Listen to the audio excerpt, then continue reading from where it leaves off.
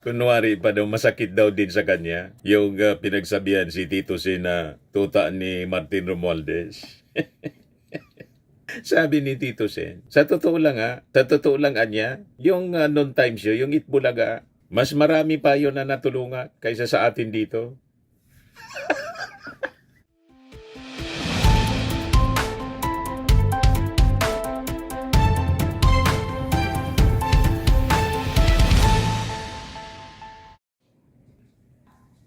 Hello po mga kababayan, si Dante Maravillas, Bicolano vlogger, broadcast journalist from Albay. Mainit ang ulo ngayon ng mga legislador. Sa congressman at saka sa Senado, mainit. Bakit niya Mr. Maravillas? Marami kasing pera na naibulsa. Yan ang iniimbestigahan mga kababayan ng both Congress. At malamang sa malamang, in the coming days, maglalaglagan po sila. Diba ba? Desidido yung ating Pangulong Bongbong Marcos. Nalinisin po ang gobyerno laban sa korupsyon. So kahapon, nagkainitan si Bato de la Rosa saka si Tito Sen. Pati kasi yung Itbulaga, dinamay dinamay po ni Bato de la Rosa. Yan ba? Sabi ni Tito Sen kay de la Rosa, napaka-unparliamentary niya yung ginawa mo. Senators huddle on the Senate floor shortly after a verbal clash between Senate President Tito Soto and Bato de la Rosa. De la Rosa earlier called out Soto over his remarks in a media interview, saying he was upset due to the latter's statement on the minority bloc's criticism of his decision to transfer former district Engineer Bryce Hernandez custody from the Senate in Pasay to the Philippine National Police Custodial Center in Quezon City. Sabi ni Bato de la Rosa, malungkot lang ako doon sa dalawang punto, Mr. President. Unang-una, yung mamatay sila sa sama ng loob. Kami, Mr. President, hindi mo po kami mapatay sa sama ng loob dahil tanggap na namin na kami ang minority. Pangalawang punto, gimmick lang ng minority yan, ang Senado. Hindi po ito noon time TV show na puro gimmick ang ating tinitingnan dito. Kami po ay nagre-raise ng legitimate issues which require legitimate attention, sabi ni De La Rosa. Yan si Bato, mga kababayan, pakinggan natin. Kalaga sa lahat ng miyembro ng Senado ay isang tungkulin ng Senate President. I just would like to bring to the attention of the Senate President. I came across with the news. Now, when the Senate President was asked by a certain Christian Esguerra regarding the minority taking up the question about the custody of Bryce Hernandez.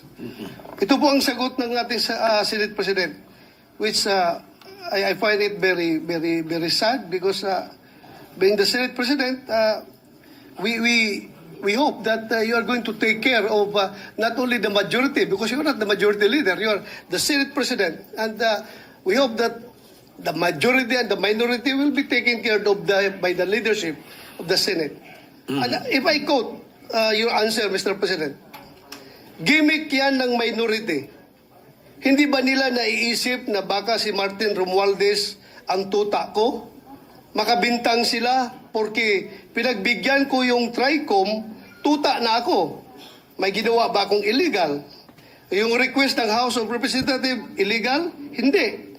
Ang gusto ninyo, awayin ko yung House of Representatives on day one. Mamatay sila sa sama ng loob. So, malungkot lang ko ito, dalawang punto, Mr. President. Unang-una, yung mamatay sila sa sama ng loob. Kami, Mr. President, hindi mo po kami mapatay sa sama ng loob dahil hindi na po masama ang loob namin dahil tanggap na namin na kami ang minority. Ang kinasama lang ng loob namin is bakit kailangan pang patayin kami sa sama ng loob? Hindi na po masama ang loob namin. Tanggap na namin na kami minority. At pangalawang punto, Mr. President, gimmick lang ng minority yan. Ang Senado po, hindi po ito noon time TV show na puro gimmick ang ating tinitingnan dito. Kami po ay nag-raise dito ng legitimate issues which requires legitimate attention. So, Mr. President, ako po'y nalulungkot, which brings me to my parliamentary inquiry, Mr. President, na yung si Bryce Hernandez, yung kanyang custodiya was transferred, physical custody, I'm talking about physical custody, was transferred from the Pasay City Police Station to the Senate Sergeant at Arms room. Through yung from correction, from Camp Crame to Pasay, it was done through plenary action. Now, lately we heard that he was again transferred from Pasay to the Senate without plenary action. This is my parliamentary inquiry. Kung is a parliamentary action can be subverted by an action which is not a parliamentary action? Yun lang tanong ko. Matter of procedure lang, Mr. President. Dahil kung ganun, kailangan klaruhin natin yung ating rules. Thank you, Mr. President. Before I recognize the majority leader to place on record the recommitment of Mr. Hernandez, when I said namatay sila na sama ng loob, we were addressing the trolls. Because it was the trolls who were saying something to that effect. Na misunderstood nila completely. No? I'm not supposed to do this. I'm not supposed to answer you here in the rostrum, but I cannot help but do that because you took the floor and parang sinisita mo yung Senate President, which is very unparliamentary. But nevertheless, I will answer you. Ano? Like, for example, yung sinasabi nila na sumunod daw ako kay Martin Romualdez. Just because I mentioned that Martin Romualdez called me, does not mean that ako'y sumunod sa kanya. The request was coming from the House of Representatives. And the request was to retain Hernandez in the Congress. At doon ako hindi pumayag. Is that being tuta? So you cannot help but also think na sasama ang loob ko pag binabibintangan ako ng salita. Hindi po ba? So ayun, anyway, mabuti na yung masagot natin yan. At sinasabi ko sa kanila, yung mga trolls, yung mga sinasagot namin. Ngayon, to answer the issue of Mr. Hernandez, the majority leader may read the recommendation or the recommitment of Mr. Hernandez to the Senate custody. Yes, Mr. President. Mr. President, with the permission of the body, we made a study on the action that transpired the last 2 days on the recommitment of Bryce Hernandez dito po sa atin sa Senado. To put on record, this is how it transpired. Last week, it was requested by, of course, the House of Representatives that we detain him in the House of Representatives. Hindi po kayo pumayag. Ang sabi nyo, kung ganun po ang gusto ni Hernandez kasi ayaw nyo pong bumalik dito, ang sinabi mo, hindi pwede. Dapat neutral and safe area doon po sa PNP Custodial Center. So nagkaroon po tayo ng debate dito dahil it was our distinguished colleague Senator Marcoleta who raised the issue that why was he put in the PNP Custodial area and not to the Senate Detention Facility, which was seconded by many of the members of the minority. A debate ensued. After the debate, I asked for a minute suspension and we all suggested na sa Pasay City Jail na lang po dahil malapit po sa Senado. Pero let's not forget the fact that originally, the position of the minority was to bring him back to the Pasay City Detention. It was only I who made the recommendation during the break that we keep it in Pasay City Jail because I approached the minority and you all agreed to my recommendation. And then after we started the session once more, the motion was done by the minority, graciously done by the minority, to move him instead to the Pasay City Jail. Motion was done by the minority, graciously done by the minority, to move him instead to the Pasay City Jail. But upon consultation of the chairperson of the Blue Ribbon Committee, Senator Lacson, the Senate President granted the request as the chairperson of the Blue Ribbon Committee requested that he be brought back to the Senate, which was really, at yun talaga ang posisyon ng gusto ng ating minority at the time, para wala ng gulo, pumayag po kayo na dito na lang sa Senado at may request na rin po, for the record, may sulat po si Bryce Hernandez, ang abogado niya, na ibalik siya dito at yan po ay confirmed sa kanilang hearing this morning for his writ of amparo before the Pasay City Regional Trial Court. Sinabi po ay doon na lang po ako sa Senado ilagay. So yun ang pinagmulan ng init ng ulo. Yung custody po ng witness na ungkat na damay pati yung noon-time show. Yung Itbulaga. Doon sumama yung loob ni Tito Sen. Kaya ba? So to Christ foul, references to noon-time show. Tapos si Vico. Masakit din ang sinasabi nyo. Aminado si Senate President Tito Sen na nasaktan siya nang masabihang hindi noon-time show ang Senado at anya idinamay rin ang kanyang pamangkin na si Vico Soto. O ito yung eksena.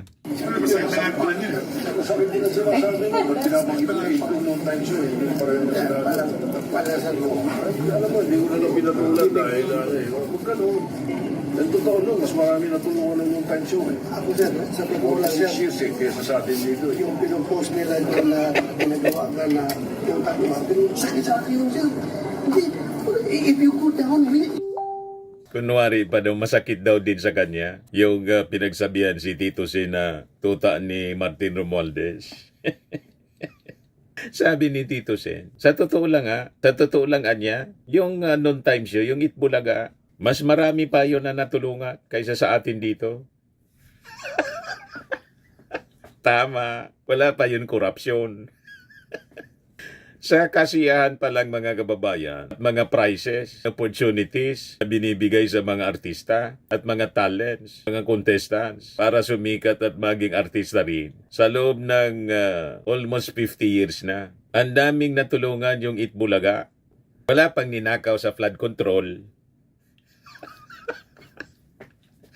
Di ba? Kaysa ito mga politiko, mga kababayan, na sabit sa flood control scam. Kaya sila hindi na mapakali mga kababayan kasi maraming sangkot. O di ba? Ininsulto niya si Tito Sen. Veteran senator ito. The longest serving senator at Senate President.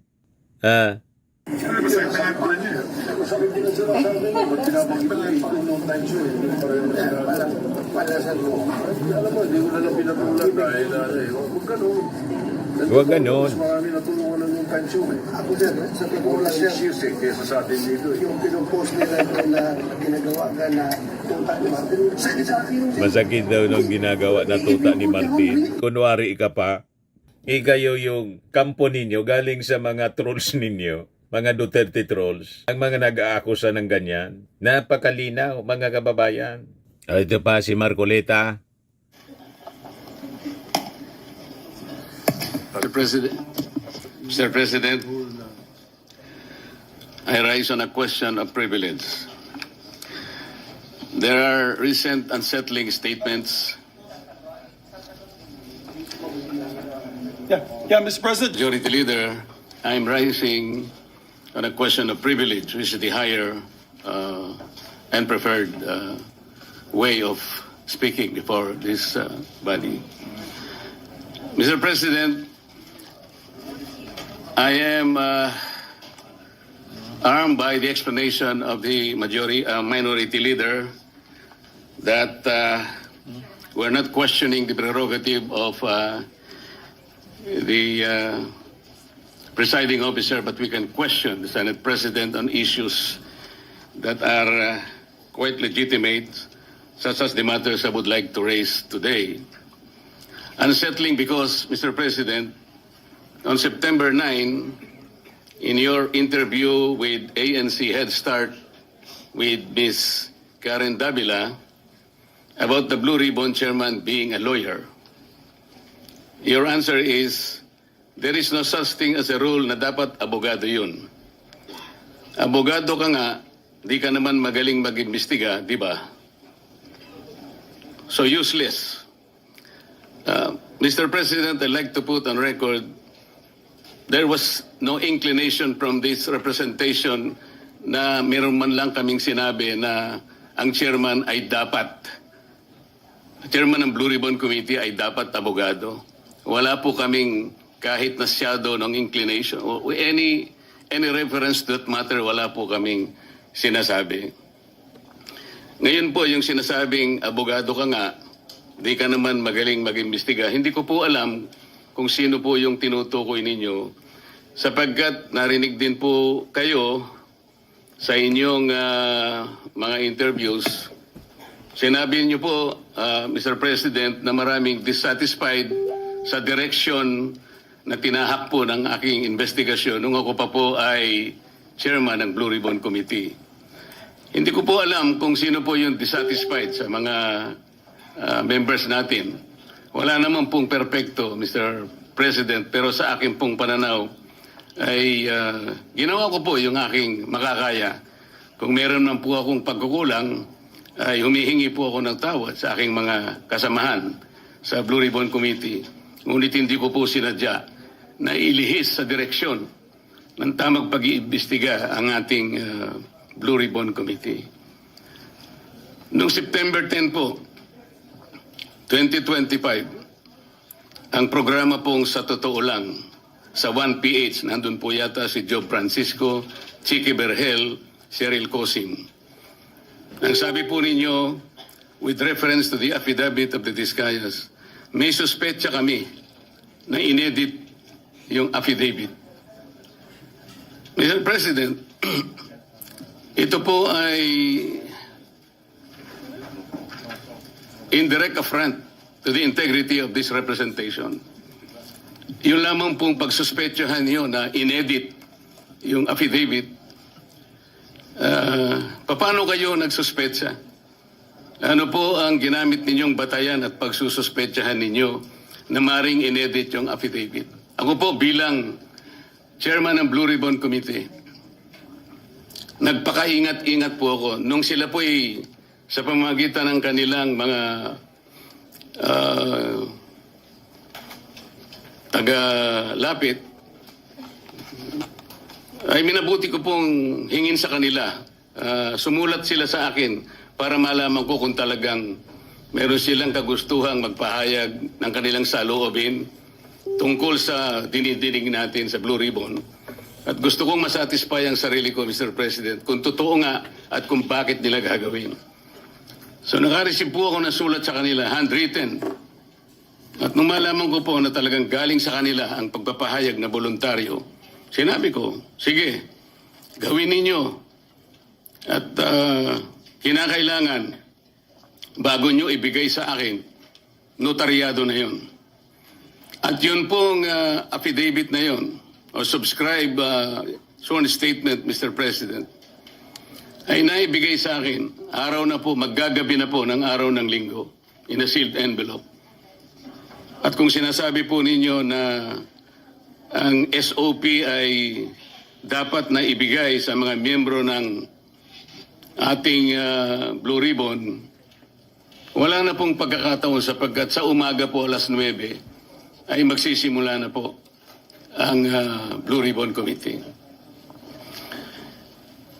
Noong September 14 po sa Twitter ninyo, meron po kayong binanggit at ito po ang nakasulat. Very devious.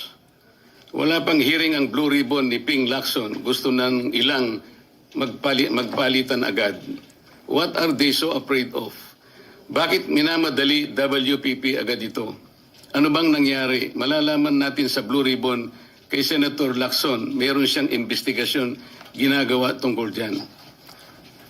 Ano po ba yung pinanggalingan ng mga salitang yun, Mr. President?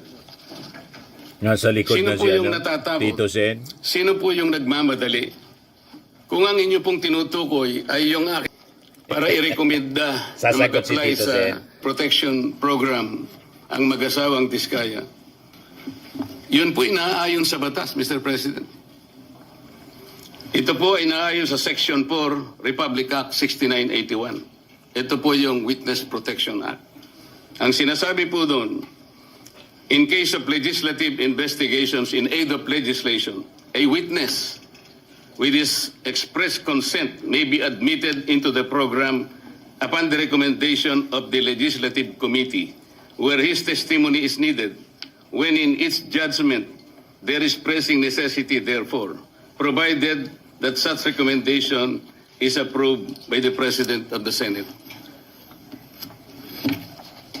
Ang committee po ay nagpasya, Mr. President, kasi hiniling po nung Diskaya sa kanilang sworn statement na meron tangka sa kanilang buhay, sa kanilang seguridad, ang kanilang pamilya at kanilang mga anak.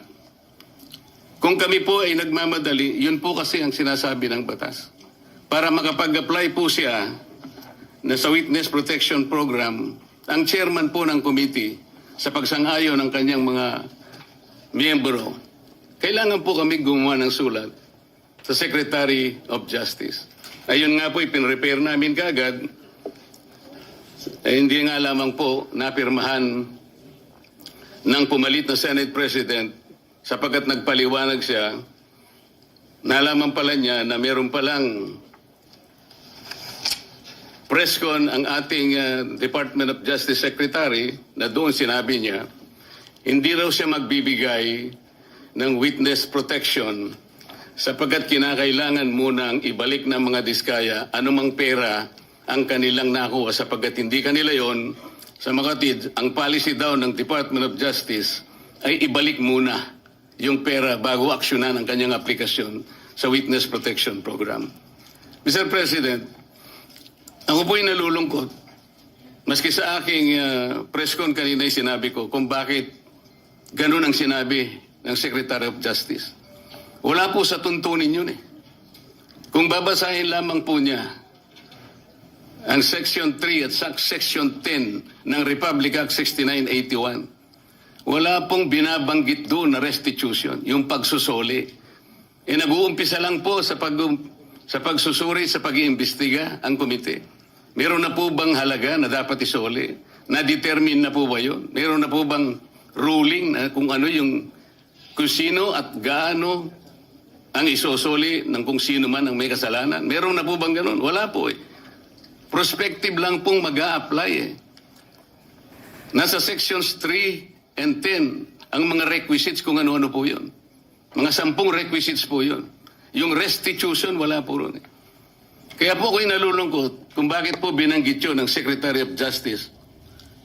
Samantalang, nung pong linggo, bago magkaroon ng hearing no September 8, nagkausap pa kami at binigyan pa niya ako ng kasiguruhan na sige, ibigay mo na sa kanila ang pangangako na mabibigyan natin sila ng immunity sapagkat tayo naman ay magkapartner sa kagustuhan natin, pati yung Witness Protection Program ay ating maipasa kagad. So yung pagbibigay po niya sa akin ng garantiya, kasama na po yung kanyang USEC. Yun ang nagbigay sa akin ng lakas na loob. Kaya ako'y sumulat kagad. Baligta rin ako ng Department of Justice. Ngayon po, Mr. President, yun po ang ginamit ninyong dahilan kung bakit hindi nyo pinirmahan. Sana man lang po ay napakarami naman ninyong mga abogado sa inyong opisina rin. Binasa nyo sana yung batas. Kung yung restitution po ay isa sa requisite. O ngayon, sinagot ni Tito Sen, relinquish niya muna yung kanyang pagiging presiding officer. Yung majority leader na muna, si Ping Lacson. The Senate President is recognized. Thank you, Mr. President. Thank you, Mr. President. Well, I decided to go down from the rostrum so that I can either answer or debate with any or with any interpellations from our colleagues. No, but let me just try to explain some of the points that were raised. That to me, and that is my opinion, inaccurate yung mga intindi or inaccurate yung perception in these interviews that the media has been conducting with me. Ang totoo nga yan, dami ko pa nga iniiwasan na interview eh. Kukunti pa nga yun eh. Pero I whenever I am asked, I come out with my opinion. You don't like my opinion, but you have to respect it. In much the same way as I respect your opinion, whatever it is. No, but when it comes to the issue of legal, there are rules to follow. So let me start with what the minority leader said as far as the Blue Ribbon Committee is concerned and the order. Malinaw sa rules natin a witness cited in contempt may be ordered by detained in such a place as may be designated by the committee alone or andun yung or with the concurrence of the Senate President by either one detention order. So it's the Senate President has the power to do that. Ngayon, nung binibigay sa akin yung binigay sa akin yung sulat para i-recommend yung witness protection program ng mga Diskayas, ang feeling ko incomplete eh. Ang usapan at narinig ko ito kay Secretary of Justice, kailangan tell all, hindi tell half.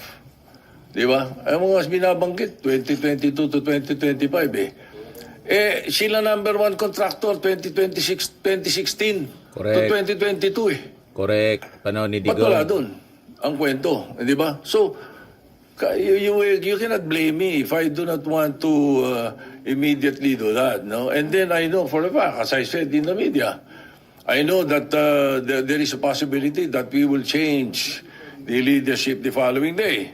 All right. Now, let me continue with some of the opinions that were aired.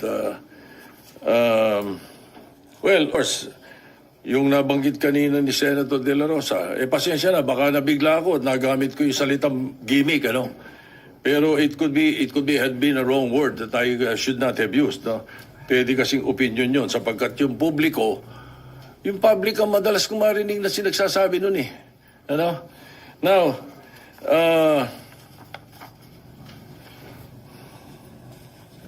as I'm concerned, there's nothing illegal or out of the rules that we have done. My opinion, as aired, kung hindi nyo nagustuhan, pagpasensya nyo ako. Kung hindi nyo nagustuhan yung mga sinabi ko, na opinion ko. Pero I never mentioned names. When I said, baka na-edit, tama yung sinabi ni Senator Pangilinan. Iba yung thinking eh. Bakit iisipin nyo kagad na pinapa-edit ko yung affidavit? Hindi ba? Hindi eh. So, and when I say those things, you should not feel alluded to. Wala naman akong binanggit na pangalan eh.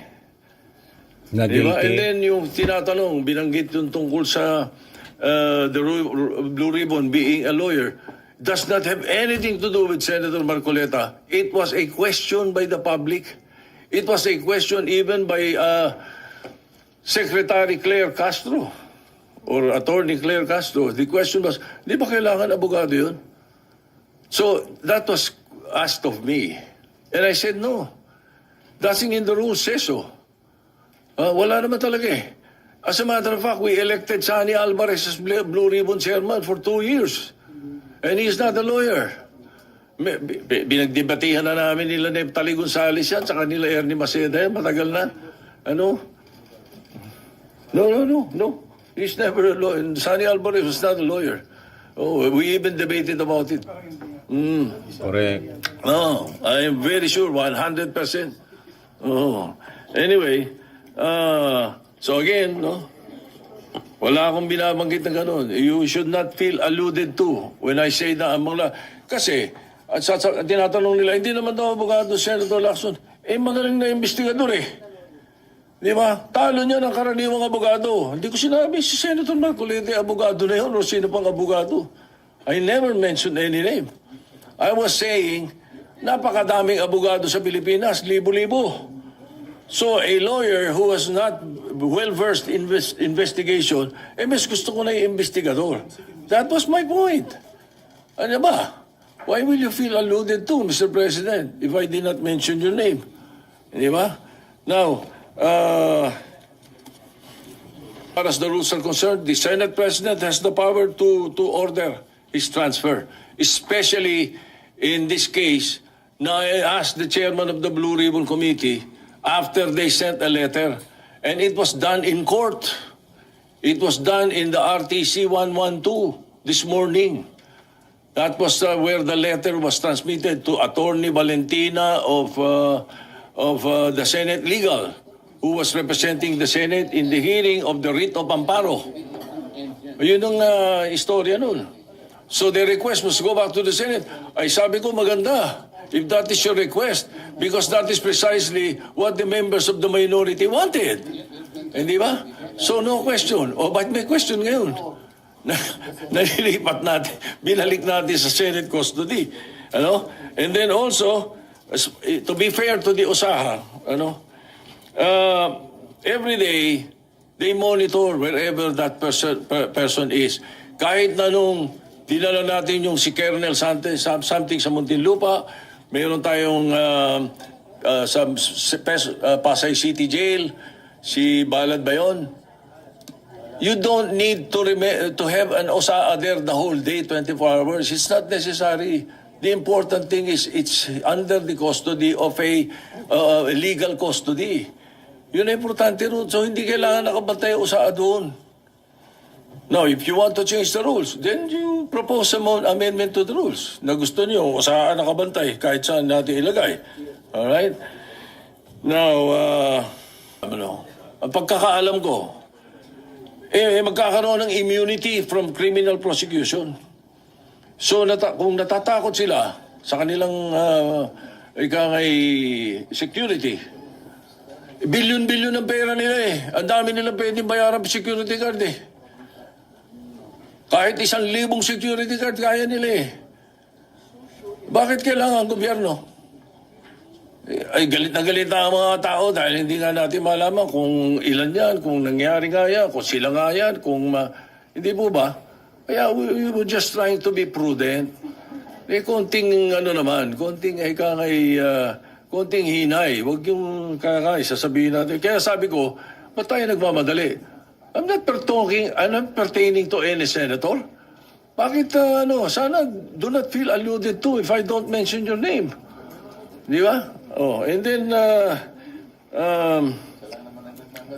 statements, there is no other direct evidence available for proper prosecution eh. So, it is not applicable to the Discayas. At saka hindi rin pwede sapagkat ang pananaw ng karamihan, ang pananaw ng taong bayan, sila most guilty. Ang pwede sa Witness Protection Program, yun, not the most guilty. Correct. Ayun ang sinasabi ng batas.